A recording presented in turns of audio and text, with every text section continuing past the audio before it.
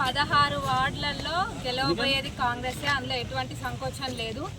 ప్రజలందరూ కూడా, నేను కూడా గ్రౌండ్లోకి వెళ్ళడం జరిగింది.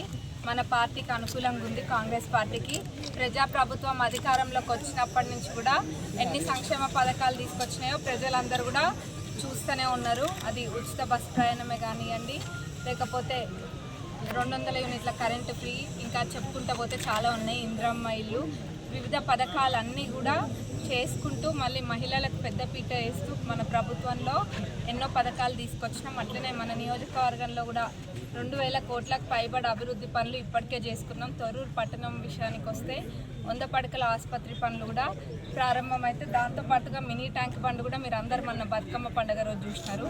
గతంలో మాజీ గారు ఉండి కూడా 8 ఏళ్ల నుంచి కూడా ఎక్కడేసిన పనులు అక్కడనే ఉన్నాయి, ఎక్కడేసిన గొంగలు అక్కడనే అన్న విధంగా ఉండే. నేను ఒక్కటే అప్పుడు మేనిఫెస్టోలో కూడా పెట్టినాము, మినీ ట్యాంక్ బండ్ పనులు తప్పకుండా పూర్తి చేస్తామని.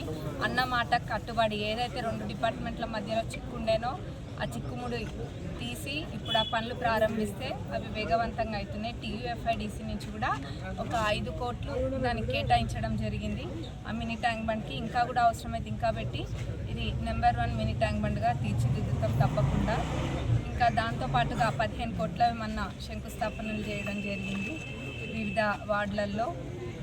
ఇంకా వచ్చేది కూడా చాలా ఉంది తొర్రూరు మున్సిపాలిటీకి. దాంతోపాటు sub register office and fire station కూడా అవసరం ఉంది. అవన్నీ చేసుకుంటూ వస్తాం.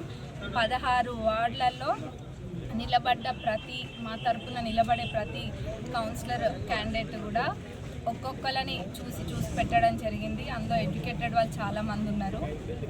వీళ్ళందరూ కూడా తప్పకుండా ప్రజలందరూ తొర్రూరు పట్టణవాసుల బ్లెస్సింగ్స్ అన్నీ ఈ 16 మంది పైన ఉండబోతున్నాయి.